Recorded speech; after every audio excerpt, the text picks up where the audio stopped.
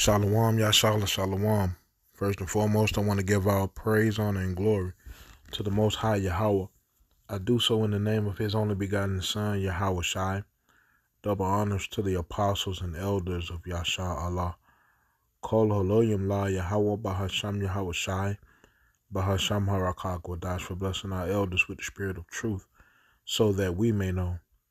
Shout out to the Akim and the Akwath that's keeping the faith in the works. Y'all keep at it. It's your brother Abaya coming at you with more precepts. It's Isaiah chapter 5 and verse 13. Therefore my people are gone into captivity because they have no knowledge, and their honorable men are famished, and their multitude dried up with thirst. Therefore hell hath enlarged herself, and opened her mouth without measure, and their glory and their multitude and their pomp, and he that rejoiceth shall descend into it. All right, so we are in hell, like literally. We are in hell, and the conditions of hell is what we just read. But the Most High is blessing a remnant of His people to exit that hell, right? Piece by piece, slowly but surely, until it ultimately manifests into a physical deliverance from this hell, right?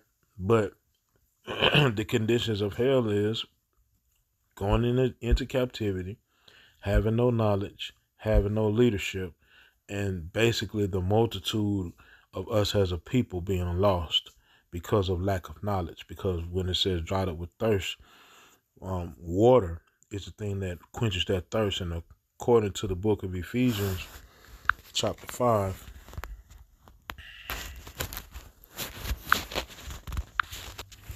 let me see.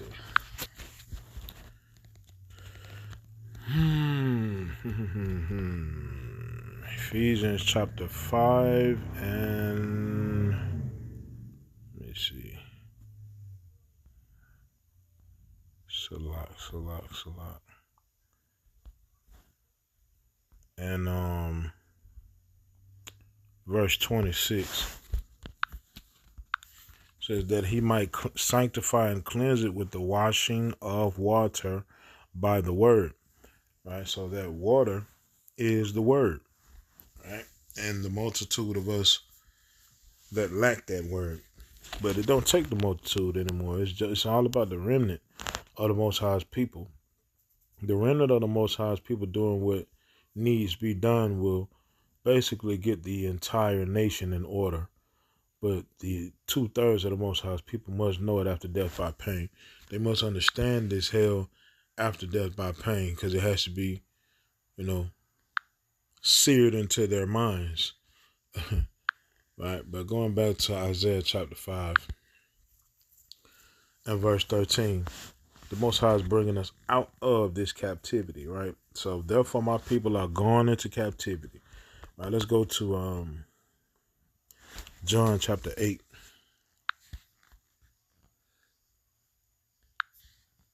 And let's see. John chapter 8 and verse 34 says, Yahweh Shai answered them, Verily, verily, I say unto you, whosoever committeth sin is the servant of sin, and the servant abideth not in the house forever, but the Son abideth ever. Right? If the Son therefore shall make you free, ye shall be free indeed. Right? So Yahweh sent Yahweh Shai to free us from the burden of the law, which means our salvation is not based on our works, because Scripture tells us all have sinned and fall short of the glory of God. Therefore, it's not by works, it's by faith. But faith without works is dead being alone, right? So they go hand in hand, but we understand that this is all faith-based, right? So the beginning of the captives being set free is in understanding, right? Which brings us to the second point in Isaiah chapter 5 and verse 13. It says, therefore my people are gone into captivity because they have no knowledge, right? We are gone into captivity because we have no knowledge, but the Most High is blessing us with knowledge again, but that knowledge comes from the fear of the Lord, right? The fear of the Lord has been placed in the elect before the world even began. We just had to recognize it. We had to come to a certain understanding at a certain point in time. Scripture tells us that man's goings are of the Lord. How can a man then understand his own way? So in the beginning of our lives, we were walking around in darkness, not really understanding what was going on. But when the Most High shined that beautiful light upon us, that light being understanding and wisdom upon us, it was on from that point forward. Right? I say this all the time. It didn't take a year of me hearing the gospels to believe it, man. It took one time. It took a individual showing me scriptures that I never saw before. It took me understanding our history as so-called blacks, and certain aspects of Hispanic history. Like I said before, I came into this knowledge. I had a certain level of intellect about it, but it really became full bloom when the Most High blessed that understanding to hit me, right? And there was a part of the Most High, basically taking me out of a hell, and all of the elect that have, opened up their eyes and understanding to the truth of the gospels, man. And that's why when individuals try to put us back in those chains, like a Vocal Malone and different pastors that, reside in our respective, lands or wherever we are, different family members that try to get us to, come back to the old man, the old mindset. It's like damn near laughable, because who the hell trying to volunteer to get chains put back on them? No, we trying to stay free right now, mentally, spiritually. We are free, right? But it says, let me go to where I want to go. Proverbs chapter 1 and verse 7. The fear of Yahweh is the beginning of knowledge, right? But fools despise wisdom and instruction, right? That fear of the Lord is the thing that brought that knowledge. And in following the instructions of the word brought wisdom, right? Because that's what wisdom is. Wisdom is following the knowledge that you have. The knowledge is, what you know of Scripture, right? Understanding brings all of those things together, right? Understanding what you know and living what you know, right? Psalms 119 and verse 66. Teach me good judgment and knowledge, for I have believed thy commandments, right? You have to believe in this is faith-based, bro, right? What it's saying on Hebrews, let me go to Hebrews chapter 11. Let me see. Hebrews 11 and 6. But without faith, it is impossible to please him. Right? Why is it impossible to please Yahweh without faith? Because it can't be based off of works only. It has to be based off of faith. Because if it's based off of works, then you're doomed. Right? You have to have faith that the word says what the word says. Right? But it says, but without faith it is impossible to please him, for he that cometh to God must believe that he is, and that he is a rewarder of them that diligently seek him. Right? A rewarder of them that diligently seek him. Right? So the Most High is blessing us, right, to come out of this hell because we are seeking the Lord. And it'll ultimately end up in an actual physical salvation from the judgment day of the Lord, which equates to the destruction of the daughter of Babylon, man. Straight up. We're doing this for a reason, right?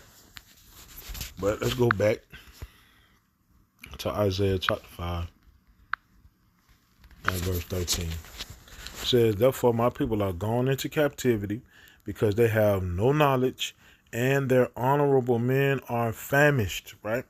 The honorable men are famished. We have no leadership. Well, we had no leadership, but now we have it again, right? But this leadership is different from leadership of the past, with the exception of leadership that's spoken of in the scriptures. Because the leadership of today, the real leaders that we have today, are heaven sent, bro. Straight like that. They doing the actual work of the Lord, sent by the Lord to do that work. Right? Let's see, Jeremiah chapter 3 and verse 15. And I will give you pastors according to mine heart, which shall feed you with knowledge and understanding. Right? The pastors that we have, the leaders that we have, are direct from Yahweh B'Shem Yahushua to feed us with knowledge and understanding. That's what Yahushua asked Peter. If you love me, keep my command. Or if you love me, feed my sheep. Now he said it 3 times. If you love me, feed my sheep. If you love me, feed my lambs. If you love me, feed my sheep. All right. So the men that we have that have the proper understanding that the Most High blessed to reside in these scriptures, these men really love Yahweh by Shemi Hawashai, and they show that love by feeding the sheep.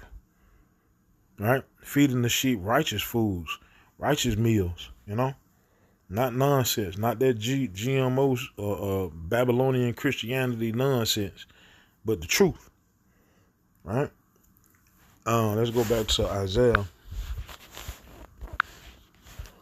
5 and 13.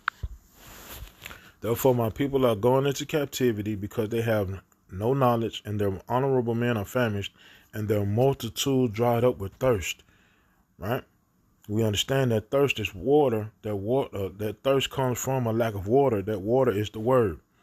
The multitude that needs that word, that needs that water, is not everybody anymore. It's only the remnant. That's it. That's all it takes. A remnant of the Most High's people to get this understanding so that things can shake. Point blank and period. Right? Let me see.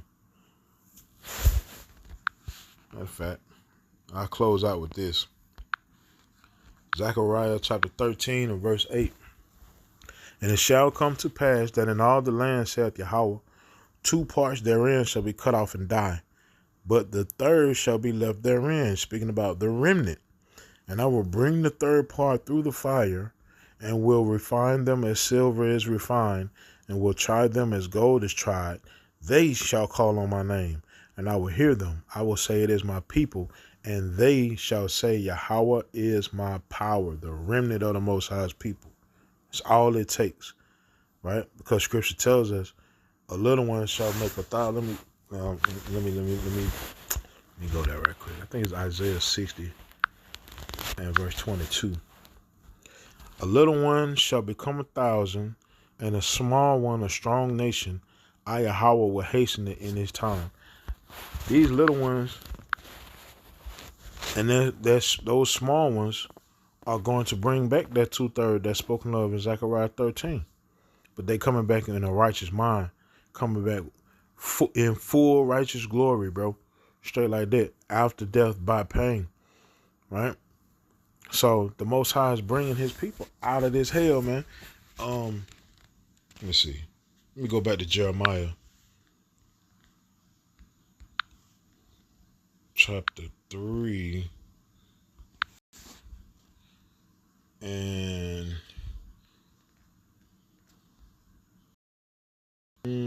verse 14. Turn, O backsliding children, saith Yahweh, for I am married unto you, and I will take you one of a city and 2 of a family, and I will bring you to Zion, the remnant. All right? Speaking about the remnant, let's go to Matthew 24. Because ultimately, that's what it's going to lead to. Full-fledged coming out of this hell is Yahweh B'Shem Yahushai coming to get his people before the destruction, or even during the destruction, right? Really, during the destruction, the Most High's people being receiving salvation, right? Matthew chapter 24 and verse 31. And he shall send his angels with a great sound of a trumpet, and they shall gather together his elect from the four winds, from one end of heaven to the other.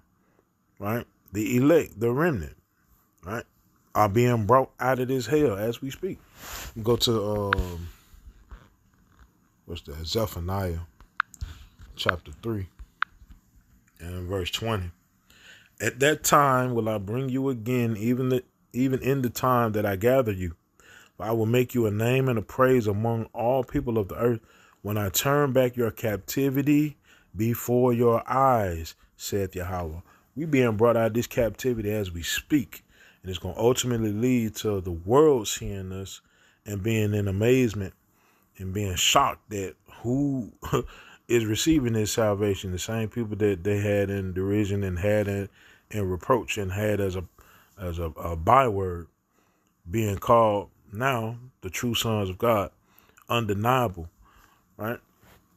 So this has been the Most High is bringing his elect out of this hell. Right? Yahweh Shem al these precepts in this video were edifying.